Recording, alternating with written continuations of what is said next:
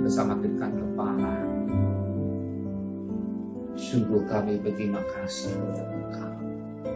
Tiada kata-kata yang manis selain kepada Engkau. Engkau Allah yang luar biasa, yang megang kunci maut dan kerajaan maut. Dan kami ada sebagaimana ada anak Engkau. Dan kami rasakan kebaikan Engkau. Baikkan kami umat Israel berada di Goshen dalam lindungan Tuhan. Bapa, Engkau gembala yang baik, yang selalu melindungi menjaga kami semua. Dan kami rasakan pagi ini kami bangun dan tubuh yang sehat dengan tidak kurang satu apapun. Sebelum kami mengadakan aktivitas lain, kami mengadakan mesbah keluarga, mesbah pribadi. Kami menaikkan pujian penyembahan, menaikkan doa syafaat kepada Tuhan.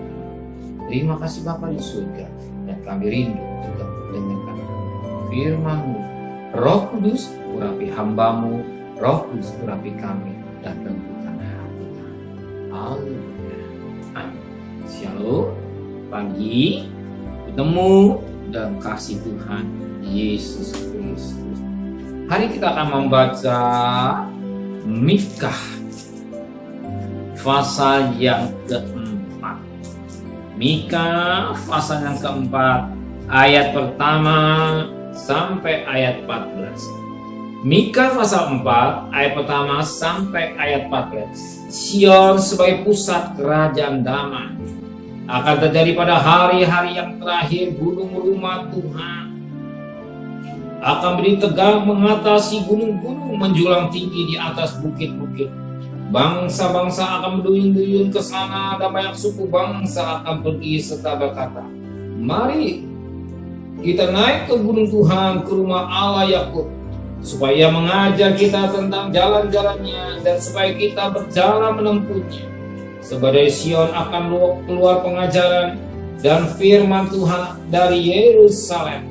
Ia akan menjadi hakim antara banyak bangsa dan akan menjadi wasit bagi suku-suku bangsa yang besar. Sampai ke tempat yang jauh mereka akan menempah pedang-pedangnya menjadi mata baja dan tombak-tombak menjadi pisau pemangkat. Bangsa tidak akan lagi mengangkat pedang terhadap bangsa, dan mereka tidak akan lagi belajar perang. Tapi mereka masing-masing akan duduk di bawah pohon anggurnya dan di bawah pohon aranya dengan tidak ada yang mengejutkan. Sebab mulut Tuhan semesta alam yang mengatakannya, biarpun segala bangsa berjalan masing-masing demi nama Allahnya, tapi kita akan berjalan demi nama Tuhan Allah kita untuk selamat dan seterusnya. Pada hari itu demikianlah firman Tuhan, aku akan mengubah mereka yang pincang dan akan menghimpunkan mereka yang terpecah-pecah, dan mereka yang telah kucelakakan, mereka yang pincang akan kujadikan pangkal suatu keturunan, dan yang diusir suatu bangsa yang kuat.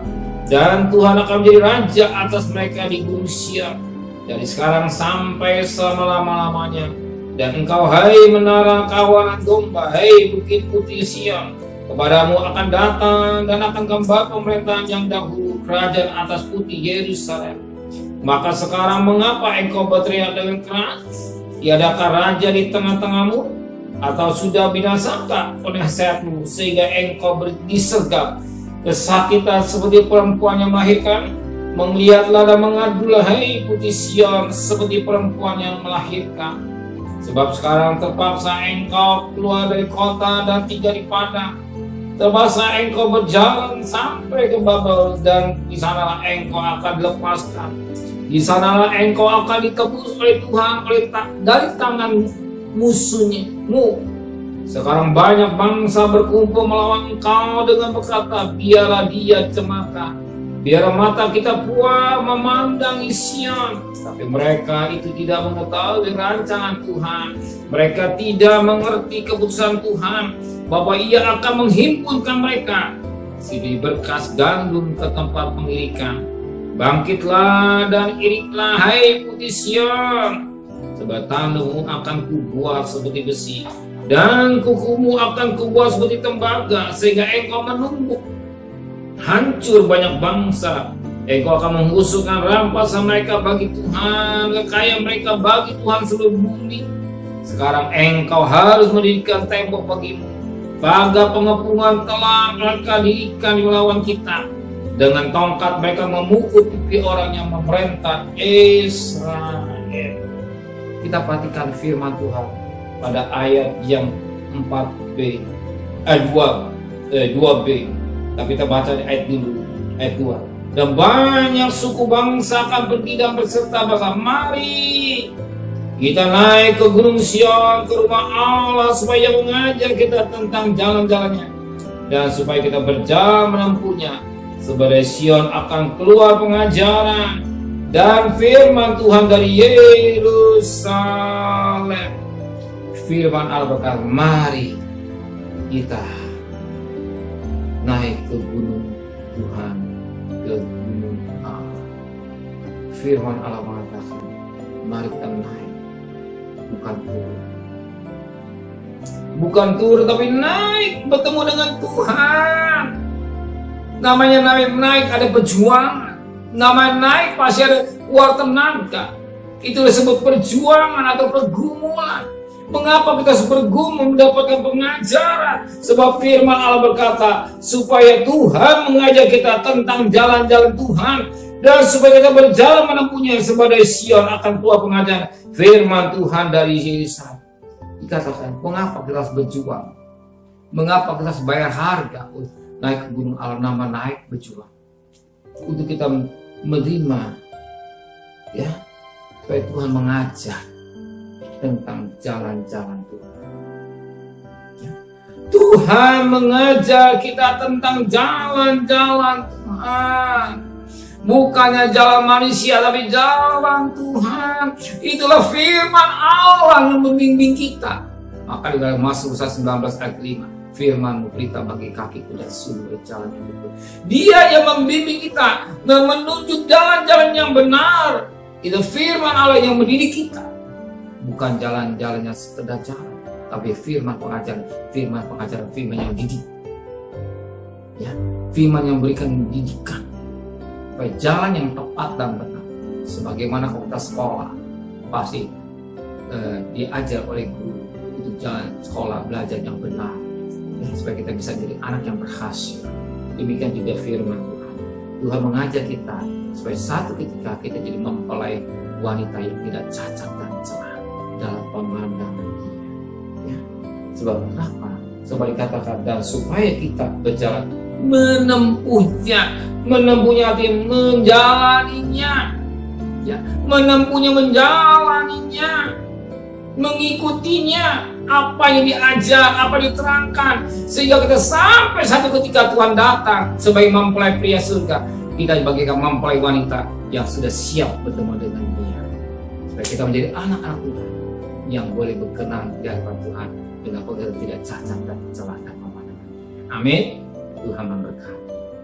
Benar Bapa di surga, di mana firman Tuhan mengajar hidup kami, di mana firman Tuhan mendidik kami, yang menerangi firman-Mu, sehingga kami jadi anak-anak yang berkenan pada Tuhan.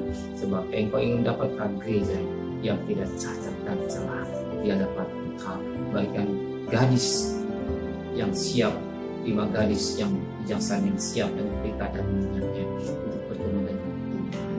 Terima kasih Bapa di surga, memberikan kami besok pagi dan tubuh yang sehat, di masa sebentar kami harus bekerja, harus berdagang. Kami percaya Engkau siapkan segala kebutuhan kami. Terima kasih Bapa di surga. Berkati Bapa bersyukur, wakil bersyukur, para menteri, para gubernur, para bupati, para wali kota, para camat, para lurah, para RW, para RT, para medis, para relawan, para TNI, para Polri, bahkan mereka-mereka yang bekerja sudah berkati juga mereka. Kesehatan yang prima, hikmat yang dari Tuhan dalam beberapa virus corona. Yang kami percaya perjuangan ini tidak sia-sia. Engkau pelihara mereka, pelihara keluarga sebagaimana Engkau pelihara.